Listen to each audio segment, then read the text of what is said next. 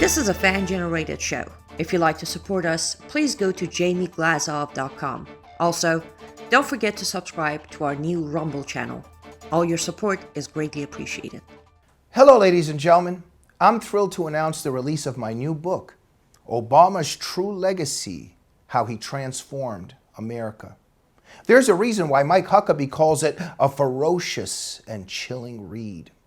Order it now at Amazon.com or at FrontPageMag.com. Thank you, and may God bless you.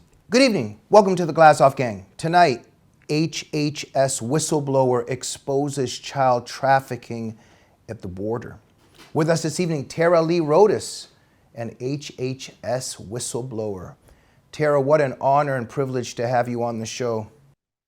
Well, Jamie, thank you so much. And the honor and the privilege is mine. I really appreciate that you're shining a light on what we now know is government-sponsored, taxpayer-funded child trafficking. And thank you, Tara. And all my life, I've been dealing with these horrifying issues, and we continue to fight for justice on so many realms, and this is quite an issue. You know, I'm always following it, but in preparing for this show especially, just heart-wrenching and just tragic. So let's begin. Let you introduce yourself to our audience. Okay. Well, Jamie, I've been a federal employee for over 20 years. And 17 of those years I've spent in the Inspector General community, which combats fraud, waste, and abuse. So I understand that there's fraud in government programs. I think most people would know that. And tonight I want to make it clear I'm speaking as just a regular American. I'm not speaking on behalf of the government, but I am speaking to you on behalf of what I witnessed when I was deployed as part of Operation Artemis, which was to help place children, migrant children, with sponsors here in the United States. And I was deployed to the Pomona Fairplex Emergency Intake Site in Pomona, California. And I thought I was going to be placing children in loving homes. You know, I thought this program was a family reunification program. And what I learned was shocking and horrifying. And 2 years later, it still is a terrible shock to know that the United States government is aware that there's trafficking in this program, has known for more than a decade there's child trafficking in this program, and I saw it with my own eyes. It was a terrible thing to witness. Children in crisis, children screaming for their mom. It was just a terrible thing. So I'm very glad to be talking to you, and I'm so thankful that the movie The Sound of Freedom is out so that people can understand how it happens. Because I think most people, you know, they know there's such a thing as drug trafficking, but most people don't understand how child trafficking works. And they don't understand that you can only sell a drug, right? You can sell cocaine one time, but you can sell a child over and over again. And it's very sad, but there are criminal networks here who view the children as commodities, as assets to be sold. And their goal is to earn residual income off of the life of the child. And that means sending them to work or sending them into the sex trade and worse. So this movie, Sound of Freedom, has come out at a time where the country really needs to understand what's happening with the children so that we can step in and be the hope and be their voice, because these children need to be rescued. And I do believe that we can do that. And that's part of the reason why I'm talking to you today, just to bring awareness. So thank you, Jamie. And thank you, Tara. When we deal with such a demonic realm, it's difficult to know what to talk about next because there's so much. So let's just begin with you here, because when you talk about how we need to do this, there's a problem right off the bat that we need to do this. Where's the is the administration? Where's the authorities? And so this is the problem here, because you obviously ran into a problem. You go to the superiors and you say, this is happening to children, and the superiors are supposed to pick that problem up and go with it, but instead they tell you to be quiet. And they tell you to shut up. So tell us how you started doing what you did, and then how you ran into the stumbling block, what you tried to do, and what happened to you. Sure. So after I got to the site, I thought that I was going to be just helping children color and walk them around the site. I had no idea that I was going to be working in case management, but God had a plan. So I had only been on the site just about a week when they said we need volunteers for case management. And I was like, here I am, send me whatever you need. You know, I'm happy to do. So I started working in case management, which meant that I was working directly with the case managers. And we were in one large, if you can picture this, it's like a large ballroom, but I'm talking that seated hundreds and hundreds of people. And we had over 200 case managers in the room, and it was just rows of tables and chairs. Case managers sat on one side and the children filed in on the other. So I was seeing the children, right? I had the opportunity to interact with them. And I was seeing children in crisis. And so it was less than 2 weeks of working in case management when me and my team identified the first case of what we called suspicious sponsor. We had no idea there was trafficking in the program. This is the thing that is so stunning, is most people just don't know. And that was the situation I found myself in. I had no idea. So we turned in this first suspicious sponsor case, and the children were in crisis. The case managers had been crying. One of our case managers actually went into the hospital for stress because we were realizing the children did not know the sponsor who they were going to. They had never lived with this person. We could not verify the relationship. And as we started digging into it, we discovered that the sponsor had a household member who had been involved in sponsorships at 6 other addresses. And that over a period of a couple years, using multiple addresses and multiple people, had sponsored over 18 children from multiple sites.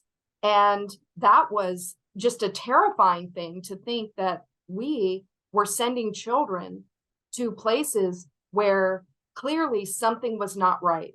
And it was shortly after that that somebody sent me the 2016 Senate report. And that 2016 Senate report that anybody can find online, Senator Rob Portman led the hearing where he explained how through HHS that children had been trafficked from Guatemala, living in slave labor conditions in Marion, Ohio, prisoners being threatening their families. I mean, it was a terrible, terrible revelation back in 2016. But then for me to realize that the government knew, that they've known for years, it was and still is a terrible, terrible shock to know that they know. So after I read the 2016 Senate report and then passed that around to people, we were able to identify more red flags, and we started reporting more cases, because then it became obvious the fraud schemes. So once we knew what the fraud schemes were, we started identifying, wow, here's a person who's sponsoring children from multiple sites, because Office of Refugee Resettlement had multiple sites set up. It wasn't just mine. We had the Fort Bliss emergency intake site, the Pecos emergency intake site. So they were trying to get simultaneously children from multiple addresses and from multiple sites. And then we're finding there's apartment buildings where there's 30 children, 40 children. Well, how is that possible? Then we identified a place in Houston, Texas, with over 300 children in a 3 square mile. So it was, and we kept reporting through all of our superiors. I was giving briefings to the highest level people on my site. I was giving briefings to law enforcement. And interestingly, also to Homeland Security investigations. So I was pushing forward cases. It's just that there came a point when they didn't want to hear about it anymore. And I'll never forget, we were releasing a child to Austin, Texas, to an address where we had already identified that there was trafficking. And I remember one of the case managers running up to me saying, Tara, we're sending another child to this address. And I'm like, what are you talking about?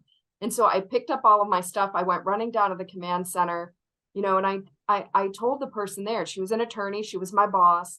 And I said, I've always been taught that you need to ask your superiors. I work for you. I said, but we're sending a child to an address that we've already identified as trafficking, and we've passed this case forward. It's under investigation. Does this make sense? And she looked me stone cold and she said, Tara, do you understand that we only get sued if we keep kids in care too long? We don't get sued by traffickers. Are you clear? We don't get sued by traffickers. And that was a horrible revelation. Tara, so much evil here. Let's just crystallize this issue then here. So we have this administration, I want to narrow in and say Democrats mostly here because this is the administration. A lot of them are very concerned about who gets a gun. We need to do background checks and who gets their hands on guns. But the situation we have today is a person doesn't have to be a citizen, doesn't have to have a green card, doesn't have to have permanent residency. They can be a pedophile, they can be involved in sex trafficking. Just show up and you get a child handed to you, no questions asked, walk away. And if anybody does ask questions, you don't have to answer it and just block those questions. That's what's happening, right? And Jamie, actually, they don't show up to pick up the child. Yeah, I'm painting a picture. Yeah, but the horror of it all, and this is why we're the middleman, is the US government is actually purchasing flights and tickets to send the child to the trafficker. So that is the thing that most people just, they find that hard to grasp, that the US government is the middleman. The US government is taking unaccompanied children, quote unquote, and placing them into the hands of members of organized crime for sex and labor trafficking. Yes. And then not doing anything about it when somebody wants to do something about it, and punishing somebody like you rather than saving a child that's being raped and put into forced labor or whatnot. Yes. And eventually, fortunately, another brave whistleblower came forward. His name is Aaron Stevenson from Department of Homeland Security. This is in August of 2021. So I started reporting incidents of suspicious sponsors, criminals getting the children in June. So in June of 2021, so it's been more than 2 years. But in August, I'm sitting on the site and I see Aaron Stevenson, who has served our country bravely and honorably for 18 years. He is a Marine, I guess. Well, he's out of the Marines and he went to DHS, but I guess once a Marine, always a Marine. And then he started serving in Department of Homeland Security. And he was the TOC mission expert, which is the transnational organized crime expert. And he saw that members of transnational criminal organizations, and those are organizations like Russian Balkan crime syndicates, MS-13, 18th Street Gang, are sponsoring the children. And he's reporting this through his chains, and nobody was doing anything. And so he got censored and silenced and put on leave. But I saw his disclosure because he went to the news. And so I'm processing the cases. And then I told my case managers, if you see anything gang related, you have to come to me, please. I said, I know this seems not even believable, but here's the evidence. and it was passing his evidence around the site. And that's when we found on our site the first incident of an MS-13 related person attempting to sponsor 2 children, one from our site and one from the Pecos or the Fort Bliss emergency intake site. So this is what Tara, got me censored and walked off the site. Tara, just a question here. Okay, so you've got the bad people, quote unquote, doing this to children, stealing the children. Then you have a government entity that hands them to these bad people. This entity knows, it blocks anything being done about it. My question is, I wonder if the government might be involved in this as well. Not just knows about it and stopping it, but that the government is actually involved in this as well, and many individuals in the government are actually the biggest engagers and traffickers of all. Just throwing that out there. Another question is, why is Tara Rodas on the Glazov Gang, on a couple other of these shows? You would think that Anderson Cooper, who was so interested whether Stormy Daniels had a condom with Trump, and I mean, he's really getting to the bottom of things, just these investigative reporters running around at MSNBC and CNN and The View with Joy Behar, they're all so concerned about justice. Why are you not on those programs? Why is this issue not being discussed? You would think that this is the most serious issue of all. Government not doing anything, media silent about it. It's very interesting, if that's a word that one could use, right? Yeah, and it's heartbreaking.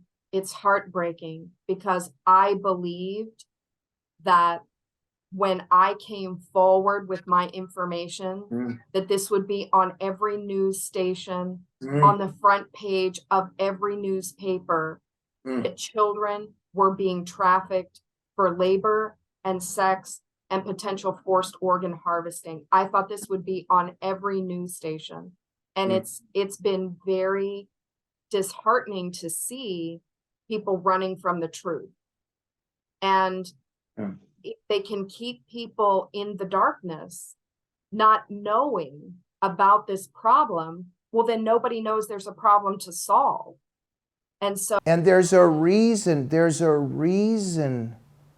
why they don't want people to know. Yeah, it's a multi-billion-dollar operation, billions of dollars. And that is astounding. But when, I try to tell people, follow the money. Let's just look. If somebody wanted to start looking into the Pomona Fairplex emergency intake site, it was only open just under 6 months. They processed over 8,314 children, just like that. Can you imagine moving over 8,000 children in less than 6 months? Then the money to rent the Fairplex was $95 million just to have the site. Then, and think about it, it's so far from the border. We had to pay to have the children delivered to our site. Then we're paying the contractor. The contractor was hundreds of millions of dollars. It was over $600 million just for the contract. So you're talking $1 million a month. Then you have people like the head guy on my site, Dan, who I was in stand-up meetings with for the contractor. He was earning over $51,000 a month. $51,000 a month. And he gets an F for his job along with the whole contract because a third of the children are gone. So today, a third of the children are missing. Over 85,000 kids are gone. I mean, 85,000 children are missing. Yeah, that's what they admit to missing. So they can, and this is not a priority for Joe Biden. It's not believable, really. I was talking to an ex-agent just today. And, I said the sad part is even if they start going after these children, If today they shut the program down, turned over the data, which is what they need to do. When I spoke to Congress, I said, what your first priority needs to be is oversight. People in the Inspector General community need to be able to analyze the data so that they can rescue children and begin to prosecute criminals. But today, if they begin to rescue children, they're not going to find them all alive. Yeah. And so 2 years have gone by. And so I just pray that once people start to understand that this is a real problem, that it's going to create a movement where people are going to say, we will not have one tax dollar ever go towards child trafficking. We are going to be the voice for children. We're going to treat children humanely. Well, Tara, let me just stress that for 1 second. When we pay our taxes, we are enabling the government passing children into the hands of pedophiles. We know that there's organ harvesting going on, trafficking, sex slavery, child slavery. Our taxes are being used for this. Yes, sadly. I could not believe it if I had not seen it with my own eyes. And anyone can go onto usaspending.gov. They can go to HHS, which Health and Human Services, which is an interesting name, Health and Human Services. I'm not sure if they still qualify for that name, but they're a $2.8 trillion agency. They're 22% of the United States budget. So 22% of all of the tax dollars go to HHS. That's astounding. And with that amount of funding, children are in crisis. And this is something that again, I can't believe is not on the front page of every newspaper. Tara, you know, I remember on a few occasions I was just involved in some handing out information in certain parts of the world, and I was next to a pastor a couple times, and every time he would try to read certain verses, a lot of noise would start and all these interruptions would start. And I would say, why is this happening? He said, yeah, Jamie, he goes, this is normal, especially these verses, this begins. And why I'm bringing that up is, as I'm preparing and was preparing for this show, you begin to realize that you're getting into the realm of something very demonic. We know, and then I was also wondering today, there was a lot of problems getting here and trying to start this show, not trying to sound like a conspiracy theorist or a religious fanatic or something like that, but sometimes I'm a little bit curious as to the problems that arise, the noise that arise, the obstacles that happen when we try to go against a certain force. There's definitely, demons are at work here. We know that child sacrifice is something that Satan really revels in. This is child sacrifice. This is where demons live. And we know that demons are very much present, I would argue, in our government and in the world of the elites. And as I implied before, I think there's a reason why people like you are being suffocated and that your superiors are trying to silence you and punish you rather than helping you and doing something about this. Let me just put that out there. You are free to give your perspective on what I just said. So sorry that I'm overwhelming us with so much information, but now I want to just go to something here about you, Tara. Thank you for your bravery, your nobility, and courage. I'm very interested in the world of a whistleblower. Tara, you had to go home one day and you were laying down to go to sleep and you had to think, I can stay silent or I begin to speak. But if I speak, A, B, C, D will happen to me. But you did it anyway. Tell us about the world of a whistleblower, in this case, the risks that you faced, the punishments that you've experienced, and what that whole issue is about in terms of your bravery and what you had to do. Wow. Well, I appreciate you saying that I was brave, but I'll be honest. Psalm 51:15 says, "Call on me in the day of trouble. I will deliver you and you will glorify me."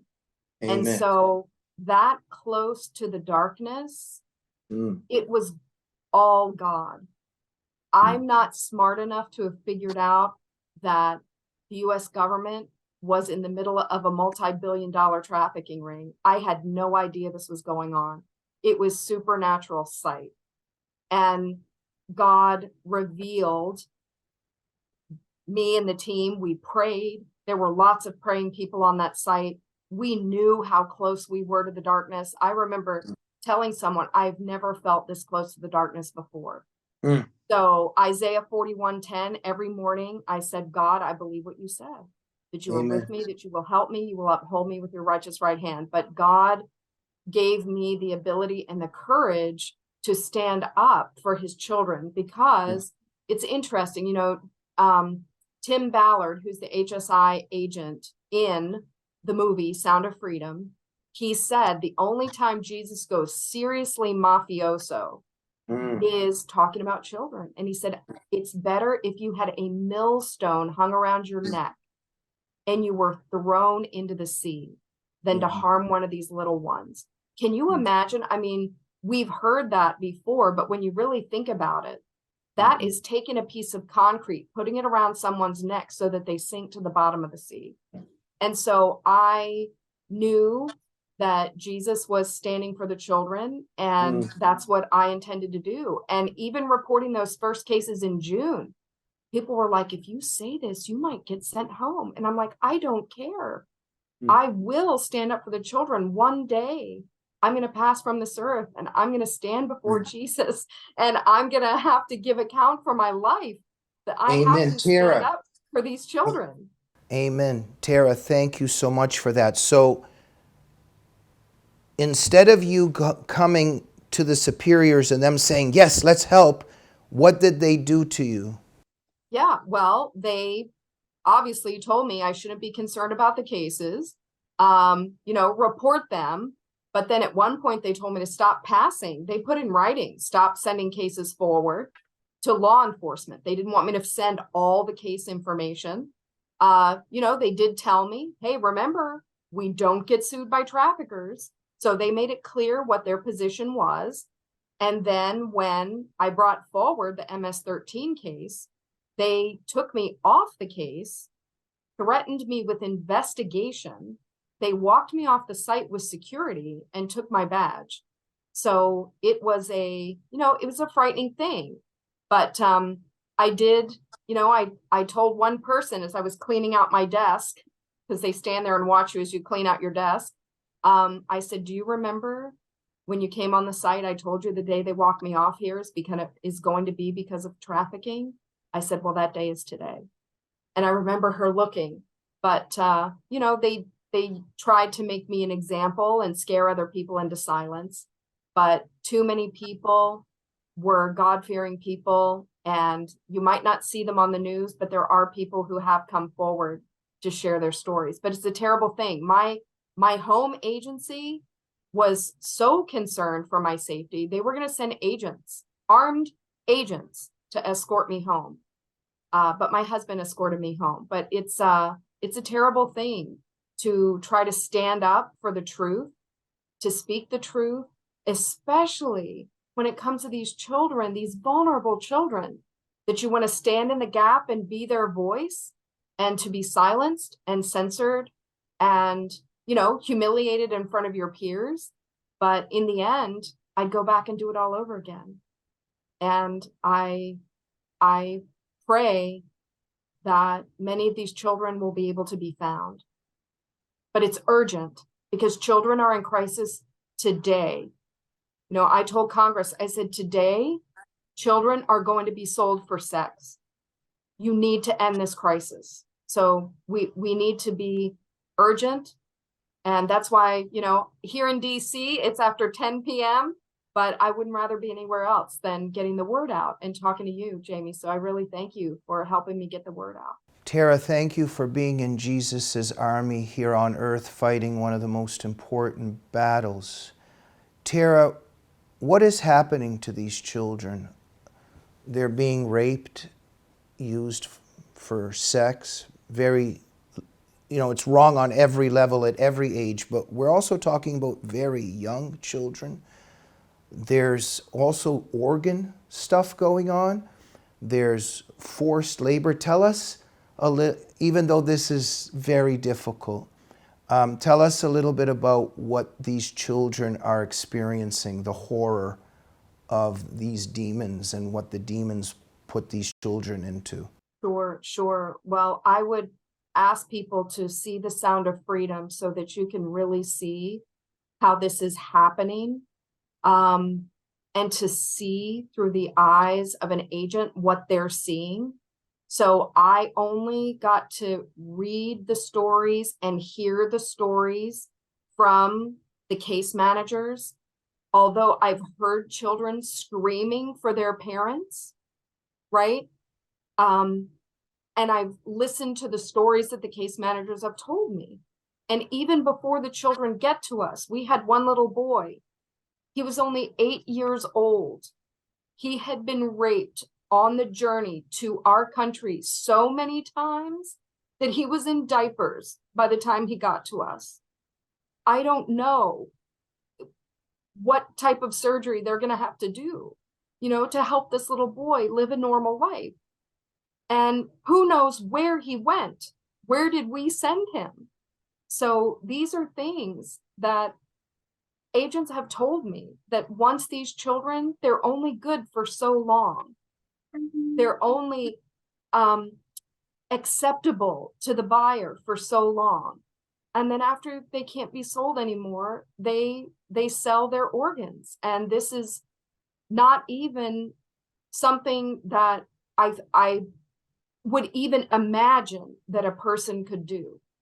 So the things that they're doing to the children, most people could not even imagine, nor would you ever want to know, because there are things that I wish I didn't know now. Yeah. But the children, when Project Veritas and James O'Keefe went knocking on the doors, they said, I'm being pimped out by my sponsor in the house where I'm living, or I had to quit school so I can pay my debts to the cartel. There's a New York Times reporter. She's been chronicling the stories of how these children are dying on their jobs here in the US.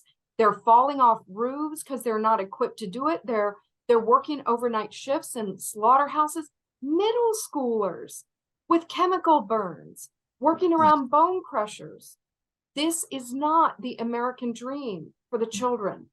This is not what God's destiny for his children are. We have to stand up for them. We have to be their voice. And some of them are so small. We have to be their voice. Thank you so much, Tara, for everything that you're doing here. Tara, what can the average citizen do that wants to help? Well, law enforcement has told me that the most important first step, is awareness, right? It's knowing that this is happening. So again, I'm going to say, go see The Sound of Freedom so that you can see how this is happening. Once you understand and can see how this happens, the next step is to start to try to contact people in your local legislature and then people who are your federal representatives to say, where are the children? I'm demanding that we discover where these children are. We must rescue these children, and we need to prosecute the criminals who are involved in this evil. So those would be two things that every person can do, is go see the movie so that they can see how this is happening, or they could go to organizations like Operation Underground Railroad. There's Lantern, there's A21. There are many trafficking organizations where they can find information. America's Future. And then once they understand that trafficking is real, it's just like drug trafficking, except with the drug, it's a one-time use. And these children are used over and over again. They're sold over and over again. So it's more lucrative for the trafficker to have the children, which is, it's unthinkable. But awareness, and then call your local legislatures and say, where are the children? We must stop this. And Tara, they even had difficulty doing The Sound of Freedom, didn't they? That's a very interesting story in itself. Yes, 5 years.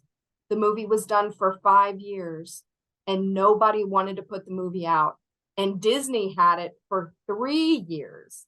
And it took a long time for them to be able to buy the rights to the movie back. Of course, Disney doesn't want this movie out. They don't want to be exposed. There are too many people in high places who are involved, and there's so much money that nobody wants to stop this evil. Dealing with so much evil, and people can catch you and find you at Tara Lee Rodas on Twitter. Am I correct? That is correct. Tara, thank you so much for standing up for this issue. The Glazov Gang loves you. We're behind you. Keep up the good fight, and we wish you the best, our beautiful angel and soldier in Christ. Thank you, Tara. Well, thank you, Jamie. Thank you and the whole gang for shining a light on government-sponsored, taxpayer-funded child trafficking. Absolutely frightening. Thank you, Tara. Thank you for joining the Glazov Gang this evening. Make sure to visit at Tara Lee Rodas on Twitter and find out everything you can do. Watch the movie Sound of Freedom, and we'll see you soon on the Glazov Gang. Good night.